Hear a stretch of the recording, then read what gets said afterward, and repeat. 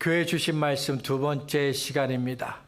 지난주 우리는 14절을 통해 교회와 우리가 해야 할 일이 무엇인지를 들었습니다.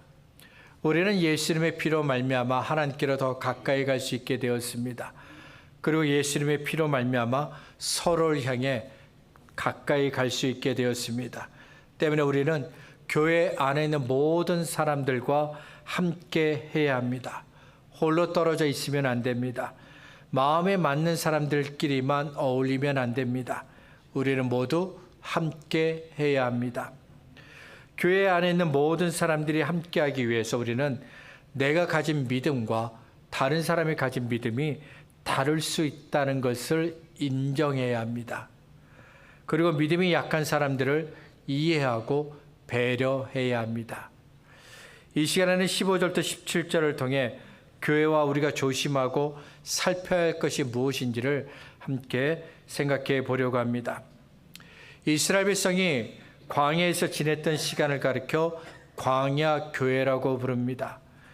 하나님을 예배하는 성막과 함께 했던 시간이기 때문에 광야 교회라고 부릅니다. 광야 교회에서 제일 중요하게 여긴 건 예배입니다. 하나님께서 이스라엘 백성에게 성막을 주셨습니다. 그때부터 이스라엘 백성은 성막을 중심으로 생활하게 됩니다. 이스라엘 백성은 날마다 성막에서 예배를 드렸습니다. 안식일을 지켰고 6월절과 77절과 초막절과 같은 절기에 맞춰 하나님께 예배를 드렸습니다. 레위기는 이스라엘 백성이 광야교에서 어떻게 예배를 드렸는지 말씀합니다. 그리고 거룩하신 하나님께 예배 드리기 위해서 예배하는 이스라엘 백성도 거룩해야 한다는 것을 말씀하셨습니다. 하지만 광야교회가 예배만 드린 건 아닙니다. 하나님은 광야교회에게 하나님을 예배하는 이스라엘 백성들의 생활에도 관심을 갖고 관찰하게 하셨는데 결혼에 대해서 말씀하셨습니다. 남편과 아내에 대해서 말씀하셨습니다. 농사와 짐승 키우는 것에 대해 말씀하셨습니다. 이익과의 교제에 대해서 말씀하셨고요. 돈을 빌려주고 돈을 갚는 것에 대해서 말씀하셨습니다. 가난한 사람들과 과부들과 고아들에 대해서 말씀하셨습니다. 너무 가난해서 종이 되었던 사람들에 대해서도 말씀하셨습니다. 이런 이야기들이 레위기, 민수기, 신명기에 있는데 우리가 볼 때에는 성막에서 드린 예배 드린 것과 상관이 없어 보입니다. 한번 생각해 보시길 바랍니다. 예배 드리는 것과 결혼이 관련이 있나요? 예배 드리는 것과 남편과 아내가 관련이 있나요? 예배 드리는 것과 농사와 짐승을 키우는 것이 관련이 있나요? 예배 드리는 것과 이익과의 교제가 무슨 관련이 있나요? 예배 드리는 것과 돈을 빌려주고 갚는 것과 무슨 상관이 있나요? 예배 드리는 것과 고아와 과부와 가난한 사람들이 무슨 관련이 있나요? 아무리 생각해봐도 관련이 없습니다. 예배는 성막 안에서, 교회 안에서 이루어집니다. 다른 것들은 성막 밖에서, 교회 밖에서 이루어집니다. 도대체 무슨 관련이 있다고 하나님은 결혼을 말씀하시고 남편과 아내를 말씀하시고 농사와 짐승을 말씀하셨을까요? 두 가지 이유 때문입니다. 첫 번째 이유는 하나님을 예배한 후에는 계속해서 저와 여러분이 하나님을 예배한 성도로 살아야 하기 때문입니다. 성막에 모여서 하나님을 예배했습니다. 예배가 끝났습니다. 그러면 다 끝난 것이 아닙니다. 그 다음에는 계속해서 하나님을 예배한 사람으로 살아야 합니다. 두 번째 이유는 하나님을 예배하기 전 모든 날들이 하나님을 예배하기 위한 준비 과정이 되어야 하기 때문입니다. 하나님께서 광야 교회에게 주셨던 일을 우리 교회에도 주셨습니다. 이스라엘 백성이 성막을 중심으로 하나님을 예배하였던 것처럼 우리도 교회에 모여서 하나님을 예배합니다. 예배와 교육과 선교와 친교를 가리켜 교회의 사명이라고 부릅니다. 교회의 사명 네 가지 중에 가장 중요한 것이 무엇이냐 묻는다면 당연히 예배가 가장 중요합니다. 예배가 가장 중요합니다. 하지만 예배가 끝난 후에는 성도들이 하나님을 예배한 사람으로 살도록 도와주어야 합니다. 예배를 드리며 하나님께 드린 기도대로 살도록 도와야 합니다. 하나님께서 주신 말씀대로 살도록 도와야 합니다. 그리고 주일이 되어 예배를 드릴 때까지, 월요일부터 토요일까지 하나님을 예배하기 위한 준비 과정이 되어야 합니다. 하나님은 교회의 성도의 삶에 관한 모든 것들을 관찰하고 인도하는 일을 맡기셨습니다. 하나님은 교회에게 주일 이후에 저와 여러분이 어떻게 살아가는지 관심을 갖고 관찰하게 하셨습니다. 이를 위해 가정을 방문합니다. 일터를 방문합니다. 그리고 대화를 합니다. 히브리서 12장 14절부터 17절을 통해 우리가 살펴보아야 할 두 번째 내용이 바로 이겁니다. 교회는 예배를 소중하게 여긴다고 했습니다. 그리고 교회는 예수님을 믿어 구원받은 저와 여러분의 삶을 관심을 갖고 관찰한다고 했습니다. 그러면 왜 관찰을 할까요? 왜 하나님은 저와 여러분이 어떻게 살아가는지 관심을 갖고 관찰하라고 하셨을까요? 저와 여러분이 교회를 떠나서도 하나님을 잘 믿어야 하기 때문입니다. 교회에 모여서 예배를 드릴 때는 모두가 하나님을 잘 믿는 사람으로 보입니다. 찬송을 부르는 모습은 하나님을 신뢰하고 감사하게 부르는 찬송처럼 들립니다. 기도하는 모습은 하나님을 의지하고 마음의 소원을 맡기는 기도의 사람으로 보입니다. 말씀을 듣는 모습은 하나님의 발 앞에, 예수님의 발 앞에 앉아서 예수님의 말씀을 들었던 마리아처럼 하나님의 말씀을 사랑하는 사람처럼 보입니다. 그리고 예배가 끝난 후 함께 친교를 나눌 때의 모습은 예수님의 사랑을 나누는 사람처럼 보입니다. 이렇게 예배 시간에 보여주었던 모습이 교회 밖에서도 계속해서 이어져야 합니다. 예배 시간에 하나님을 사랑했습니까? 그렇다면 교회 밖에서도 하나님을 사랑해야 합니다. 예배 시간에 하나님께 감사의 찬송을 불렀던 것처럼 교회 밖에서도 하나님께 감사의 찬송을 불러야 됩니다. 예배 시간에 주의 이름을 부르며 기도했던 것처럼 교회 밖에서도 계속해서 주의 이름을 부르며 기도해야 합니다. 예배 시간에 함께 예배하는 다른 사람들을 사랑하며 섬겼던 것처럼 교회 밖에서도 다른 사람들을 예수님의 사랑으로 사랑해야 합니다. 한 사람도 믿음에서 멀어지면 안 됩니다. 단 한 사람이라도 하나님을 모르는 사람처럼 살면 안 됩니다. 그래서 하나님께서 교회에게 예수님을 믿어 구원받은 저와 여러분의 삶을 관심을 갖고 관찰하라고 말씀하신 겁니다. 그러면 교회는 어떤 것을 관찰하고 살펴야 할까요? 15절부터 17절 말씀을 다시 한번 읽겠습니다. 너희는 하나님의 은혜에 이르지 못하는 자가 없도록 하고 또 쓴뿌리가 나서 괴롭게 하여 많은 사람이 이로 말미암아 더럽게 되지 않게 하며 음행하는 자와 혹 한 그릇 음식을 위하여 장자의 명분을 판 에서와 같이 망령된 자가 없도록 살피라. 너희가 아는 바와 같이 그가 그 후에 축복을 이어받으려고 눈물을 흘리며 구하되 버림바가 되어 회개할 기회를 얻지 못하였는지라. 15절부터 17절은 교회가 관찰하고 살펴야 할 것 세 가지를 우리에게 말씀합니다. 모두 교회와 다른 사람들에게 피해를 주는 것들입니다. 하나하나 한번 같이 살펴보겠습니다. 제일 먼저 하나님의 은혜에 이르지 못하는 사람이 없게 해야 한다고 하셨습니다. 하나님의 은혜에 이르지 못한다. 이것은 믿음을 잃어버리는 겁니다. 은혜는 예수 그리스도를 믿음으로 구주로 섬기고 영접하면서 시작됩니다. 저와 여러분이 예수님을 믿었기 때문에 주신 것이 바로 은혜입니다. 때문에 우리는 언제나 하나님의 은혜 안에 있어야 합니다. 그래야 하나님의 은혜로 살 수 있게 됩니다. 그런데 하나님의 은혜로부터 멀어졌습니다. 그러면 무슨 일이 일어날까요? 믿음을 잃어버리게 됩니다. 하나님의 은혜는 언제나 믿음과 함께 움직입니다. 그런데 하나님의 은혜로부터 멀어졌습니다. 그러면 믿음도 같이 잃어버리게 됩니다.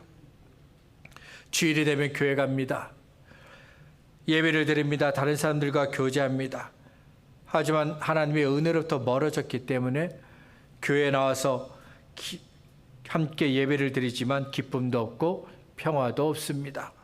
다른 사람들과 교제하지만 내 마음에 사랑이 없습니다. 로마의 교회에 보낸 편지에서 바울은 은혜를 말합니다. 로마에서 하나님의 사랑하심을 받고 성도로 부르심을 받은 모든 자에게 하나님 우리 아버지와 주 예수 그리스도로부터 은혜와 평강이 있기를 원하노라. 고린도 교회에 보낸 편지에서도 바울이 은혜를 말합니다.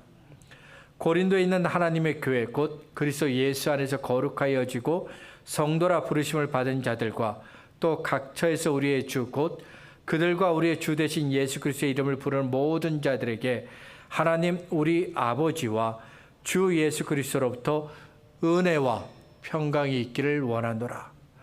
빌립보 교회에 보낸 편지에서도 바울은 은혜를 말합니다.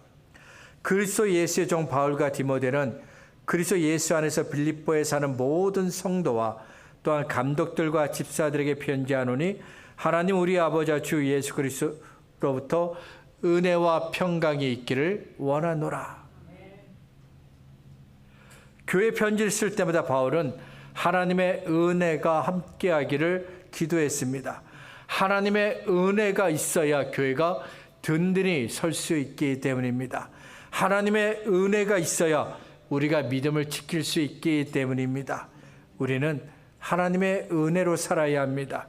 단 한 사람도 하나님의 은혜로부터 멀어지거나 제외되면 안 됩니다. 두 번째는 쓴뿌리가 나지 않게 해야 합니다.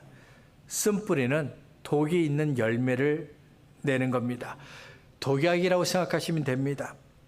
씨앗을 땅에 뿌렸을 때는 아무도 모릅니다. 씨앗이 뿌리가 내렸어도 아무도 모릅니다. 씨앗이 싹이 나도 잘 모릅니다.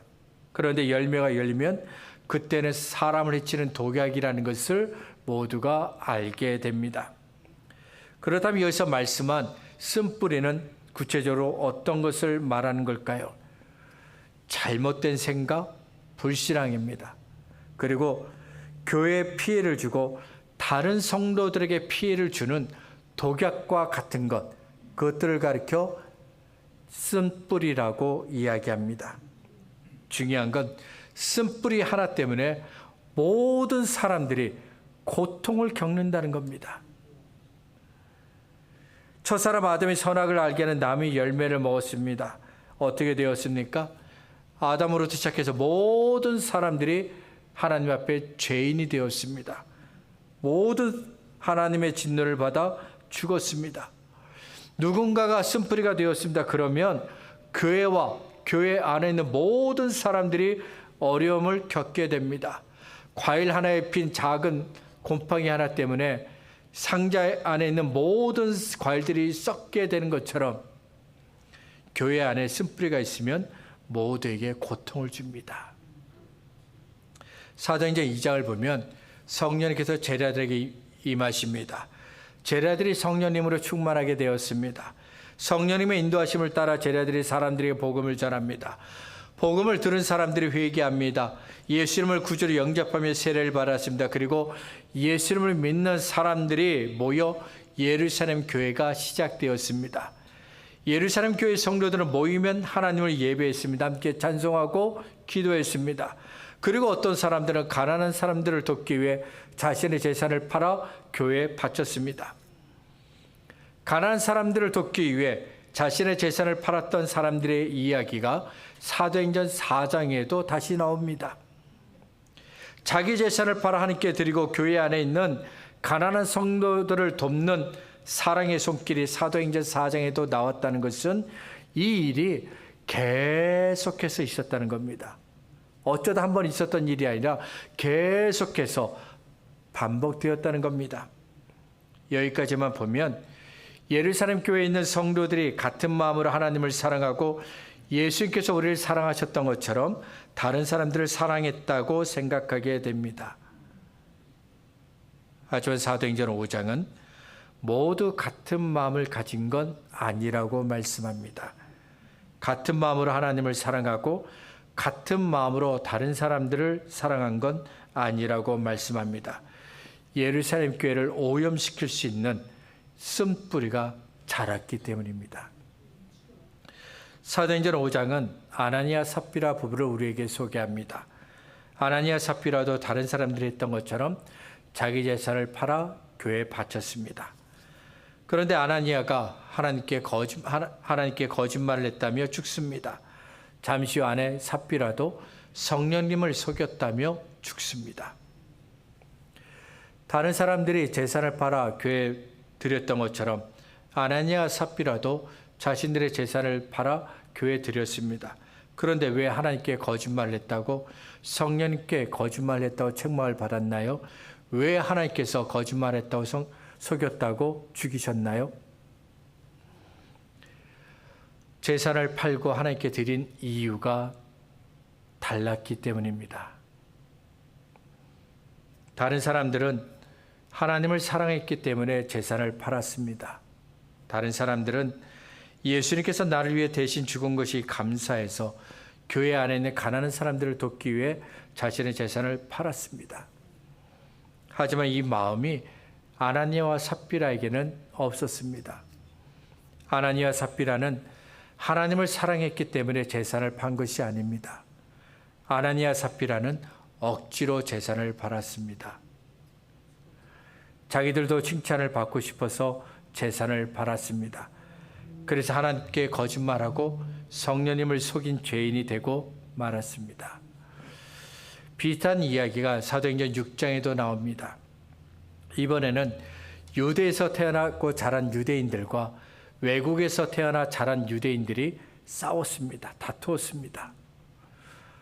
유대에서 태어나고 자란 유대인들이 외국에서 태어나고 자란 유대인들을 차별했다고 생각했기 때문입니다. 유대에서 태어나고 자란 유대인들과 외국에서 태어나고 자란 유대인들 모두가 예수님을 믿습니다. 모두가 성령님의 임재를 경험했습니다. 모두가 사도가 전해진 복음을 배웠습니다. 같은 장소, 같은 시간에 하나님을 예배했습니다. 함께 예수님의 피와 살을 성찬을 대했습니다. 모두가 예수님을 사랑합니다. 모두가 예수님께서 십자가에 흘리신 피로 죄사함을 받았습니다. 하지만 모두가 같은 믿음의 깊이를 갖고 있는 건 아니었습니다. 모두 같은 하나님을 경험한 건 아니었습니다. 사람마다 생각과 성격이 다른 것처럼 하나님을 향한 믿음이 다 다릅니다. 믿음의 깊이가 다릅니다. 하나님을 향한 열정이 다릅니다. 하나님을 사랑하는 정도가 다릅니다. 처음에는 다른 사람들과 비교하고 다른 사람들보다 높아지려는 교만이라는 쓴뿌리가 자랐습니다. 그 다음에는 차별이라는 쓴뿌리가 교회 안에 자랐습니다. 이런 일들을 자세하게 살피지 않으면 알 수가 없습니다. 교회 안에 있는 한 사람 한 사람을 자세하게 관찰하지 않으면 알 수가 없습니다. 하지만 하루 24시간 내내 쫓아다닐 수는 없습니다. 관찰할 수는 없습니다. 더더욱이 마음속에 있는 생각은 알 수가 없습니다. 그래서 아무리 자세히 살펴도 어떤 사람의 마음속에서 쓴뿌리가 자라고 있는지 알 수가 없습니다. 누가 쓴뿌리를 마음에 품고 있는지 알 수가 없습니다. 그래도 교회는 살펴야 합니다.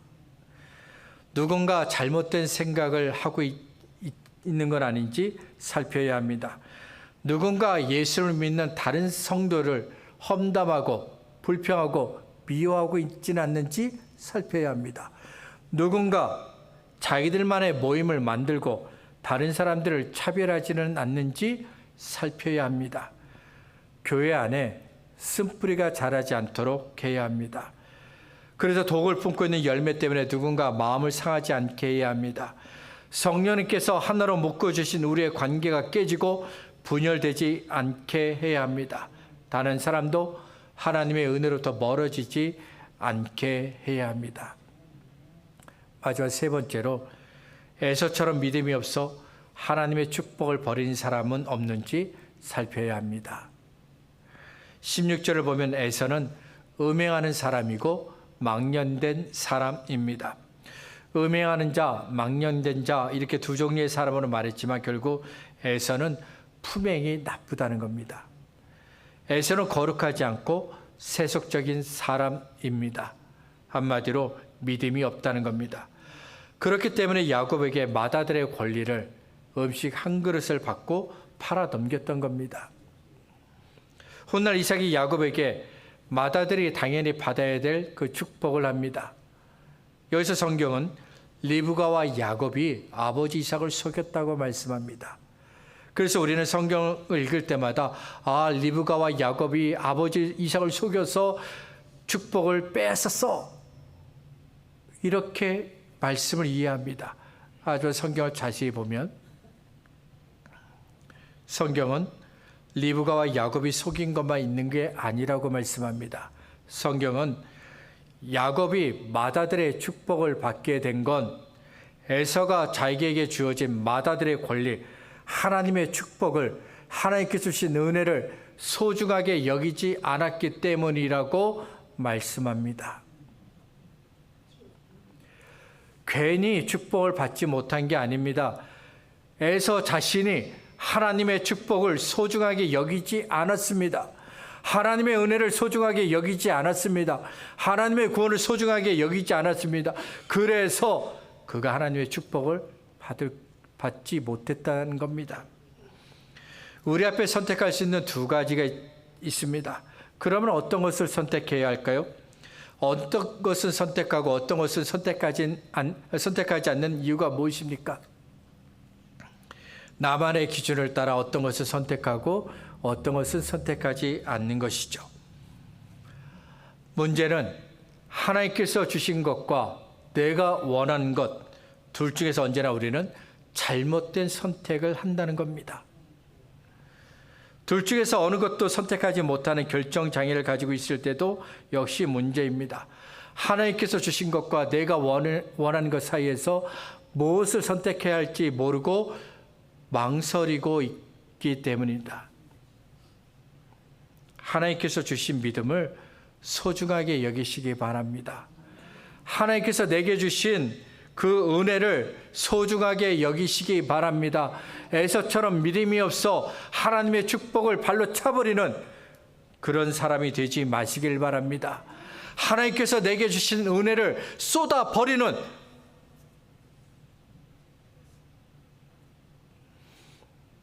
그런 사람이 되지 마시길 바랍니다. 우리 교회에 있는 모든 성도들이 언제나 하나님의 축복을 붙잡고 하나님의 구원을 붙잡고 믿음으로 살아가기를 소원합니다. 말씀을 정리하겠습니다. 요한복음 17장은 예수님께서 유대인들에게 잡히시기 전에 드린 기도인데, 요한복음 17장 11절에서 예수님은 하늘 아버지께 저와 여러분을 지켜달라고 기도하셨습니다. 나는 세상에 더 있지 아니하오나 그들은 세상에 있사옵고 나는 아버지께로 가옵나니 거룩하신 아버지와 내게 주신 아버지의 이름으로 그들을 보존하사 우리와 같이 그들도 하나가 되게 하옵소서. 예수님께서 하늘 아버지께 저와 여러분을 지켜달라고 기도하셨던 것처럼 하나님은 교회에게도 예수님을 믿는 성도들을 지키라고 부탁하셨습니다. 교회는 하나님께서 우리에게 주신 하나님의 은혜를 사탄이 빼앗아 가지 않도록 지켜야 합니다. 교회는 누군가가 쓴뿌리가 되어 교회와 성도들을 나쁘게 하고 괴롭게 하지 않도록 지켜야 합니다. 교회는 단 한 사람도 믿음이 없어 하나님의 축복을 버린 일이 없도록 지켜야 합니다. 우리 교회 안에 있는 모든 성도들이 함께 하나님을 섬기고 함께 하나님을 찬송하고 함께 하나님을 예배하고 함께 하나님을 사랑할 수 있기를 바랍니다. 언제나 하나님의 은혜 가운데 있는 우리 교회, 언제나 하나님의 은혜 가운데 있는 저와 여러분, 우리 모두가 되시기를 바랍니다.